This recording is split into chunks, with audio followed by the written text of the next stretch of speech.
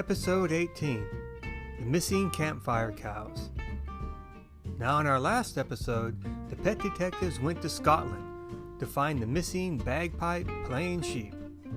While little Thomas and Ruger, after they tried another one of Thomas's long shortcuts, they helped Harry get his cafe and gas station back on its feet. When the pet detectives returned back to the office/feed store, Polly Opossum was all a-tither with excitement on their new job. How do we know this? It's because Polly said, "I just had a funny feeling today that the Callahan Ranch might call," and they did. Polly Opossum continued, she'd received a call from the ranch in the Sierra Foothills saying the neighbors' cattle are missing. There are about 15 cows in all, and the cows have possibly been stolen. Pepe said, "What about my pony, Beethoven? Is he all right?" You see, a while ago, Mrs. Callahan had given all the pet detectives ponies for helping her out, and they keep the ponies at the Callahan Ranch, so when the kids are up there, they can ride them when our team is not able to be there. Mrs. Callahan said, "No, Pepe, Beethoven is just fine. But we sure could use the help of the pet detectives again." Charlie and Bailey both said at the same time, "Yes, ma'am, we are on our way." The pet detectives loaded up in their van, and they raced off into the hills to the Callahan Ranch. When they got there, Mrs. Callahan said her neighbor, Rancher Roy, had brought these cows very cheap because the cows have very short hair and need to be kept warm. And it just so happens Rancher Roy has a soft heart and a bunch of cow beanie caps and scarves he had purchased on eBay. Then yesterday, when Rancher Roy went out to do his morning feeding and head count of his herd, the cows were nowhere to be found. This put Rancher Roy in a panic. Mrs. Callahan helped him look, but to no avail. Well, it was early evening when the pet detectives arrived, and Mrs. Callahan told the pet detectives they could sleep in the bunkhouses this evening, and her cook, Captain Cook, will make them all supper tonight. Now, Captain Cook is no ordinary cook. He was a cook in the Navy, and he was so good that all of the sailors named him Captain Cook. The boys, Samuel and Isaac, the twin red foxes, now they were very excited because Captain Cook, he makes the best hot chocolate ever with homemade marshmallows. So they are forever asking Captain Cook, "More hot chocolate, please." Now Captain Cook is very fond of Samuel and Isaac because when they would ask him for more hot chocolate, they would ask him using the flag semaphore method that the Navy uses to communicate in an emergency, and very few people know how to do this. And the captain always was tickled when Samuel and Isaac would ask him for more hot chocolate. The morning arrived quickly, and the sun lifted above the mountain tops on the cool morning. "Cool?" Pepe said. "This is cold. So cold I can see my breath." The ponies were not feeling well either. Seems they have all come down with the common pony cold. The vet said they will be fine, but they just need a few days of rest. So off they went onto the trails that covered all of Rancher Roy's fields. Now it's very difficult to follow the cow tracks because these fields are where the cows live, so Rancher Roy's fields are covered in cow hoof prints. But as luck would have it, Charlie has been trained as a certified beef cattle tracker. That's beef cattle only. Although he is currently training in the dairy cattle and rescue and recovery, but at the time of this episode he is not totally certified. Bailey said she had read a flyer back at Homer's feed store that the local beef cattle are having their annual Cow Scout cookie sale with their famous oatmeal molasses cookies to raise money for the local Cow Scout troop, Rafter 562, for the camping jamboree during the summer vacation. "Camping!" Pepe barked out loud. which he is known for doing, nothing quiet about Pepe. Why would cows go camping? They already live outside, they eat grass, and they drink out of the creek. Bailey patiently explained to Pepe that they are raising money for Camp Cowabunga, where they sleep in cabins, learn first aid, go hiking, roast marshmallows, and join in on campfire moo-alongs. I like having steak at my campfires, Pepe replied, knowing all the wild cows don't eat beef. Once again, Pepe had a promise to keep his wisecracking remarks to himself. Good luck with that. Although Pepe was a motivational speaker at one time, he claims to have picked himself up out of poverty. Then he had earned a PhD in barbecue sauce and research and development. Pepe went on a speaking tour, lifting people out of their confusion and sadness by saying motivational things from his overpriced book, Hold the Veggies and Pass Me the Pork. The book was all pictures of Pepe eating different types of barbecue. Once again, Pepe was caught for what some might call stretching the truth. Anyway, they started down the trail, each keeping a sharp eye out for the missing cattle. Now, how would they know that's Rancher Roy's cattle? Pepe asked. That's a good question. But Bailey patiently replied, they are all dressed in Cow Scout uniforms and they have cookies for sale. Cookies? Oh, I didn't know that. We gotta find them right away. And by the way, I'm so cold I can see my breath. Now, most of the time, Pepe is just carrying on, complaining that is. And the team usually just lets it all go in one ear and out the other. But this time, Charlie said, this gives me an idea. Already, Charlie's training has kicked in. They didn't have their walkie-talkies with them that day, and the phones didn't work in the mountains here. Charlie said, Samuel, please come with me and bring your semaphore flags, and we'll climb to the top of this mountain, and I'll search with my binoculars for the lost cows. You can signal back to Isaac the directions for the team to go. Soon after a very hard hike to the top of the mountain, Charlie looked through his binoculars and slowly scanned into the valley below, not rushing, but following his beef cattle tracker training. Soon he searched back and forth, left and right, up and down, and no cows were to be seen.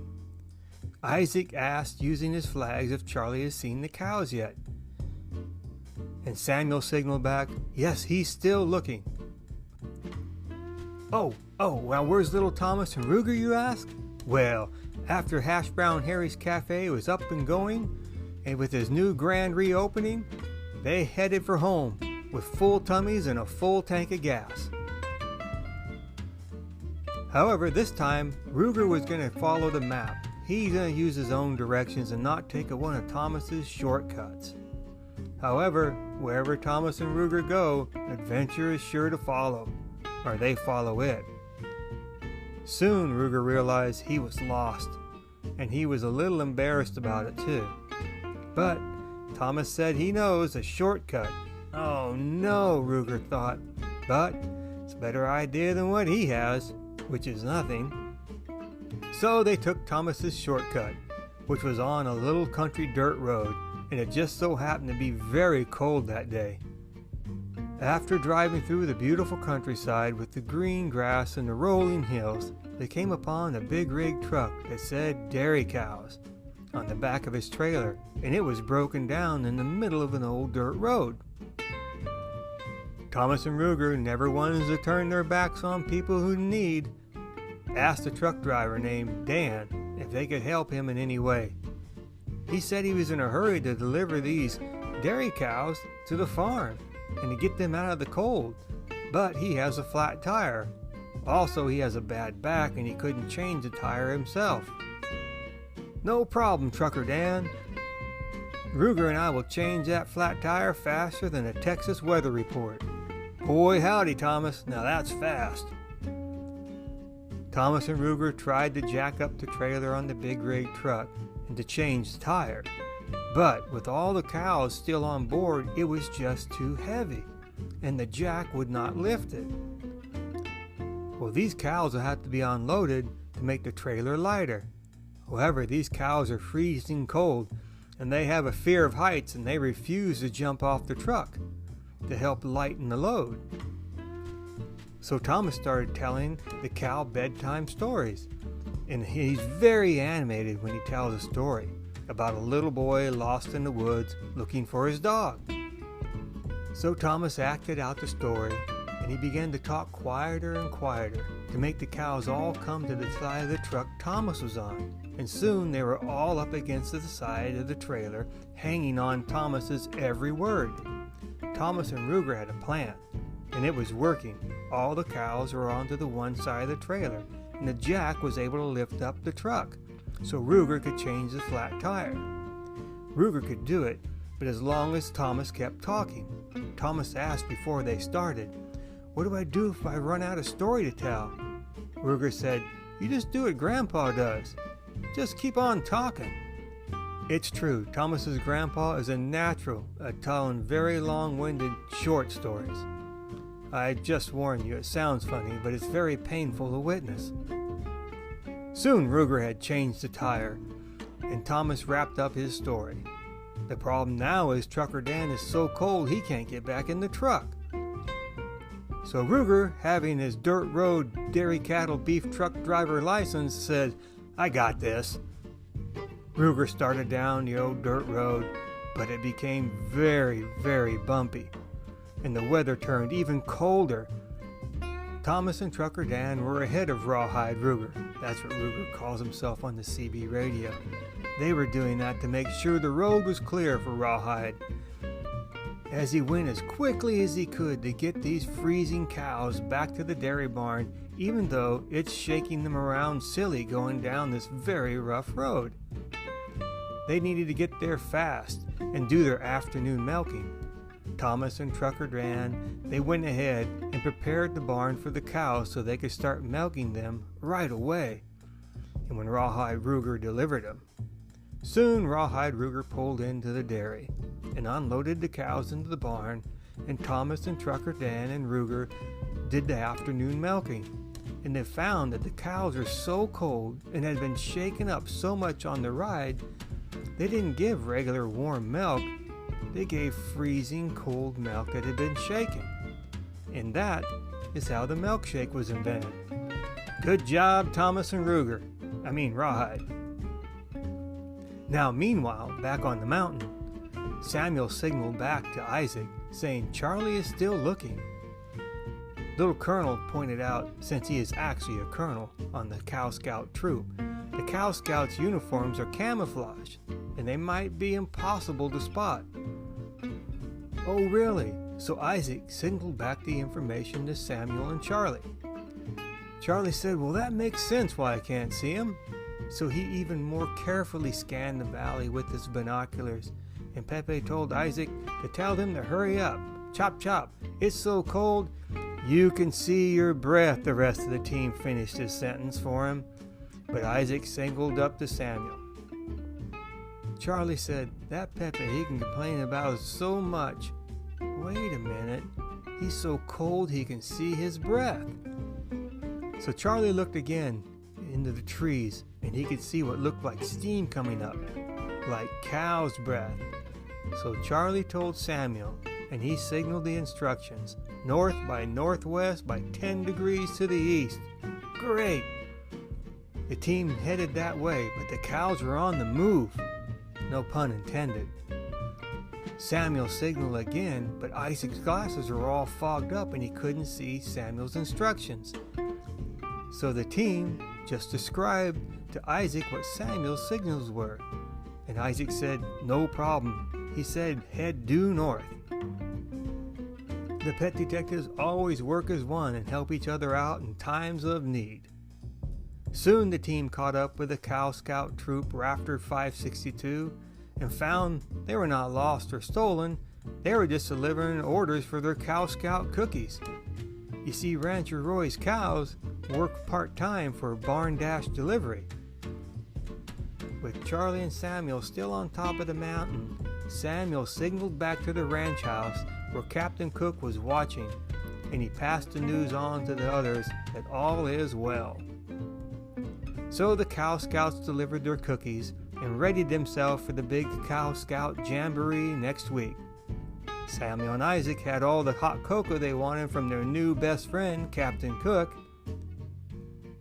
Charlie became fully certified in dairy cattle rescue and recovery, and the whole team celebrated by roasting marshmallows by their own campfire back at the Callahan Ranch.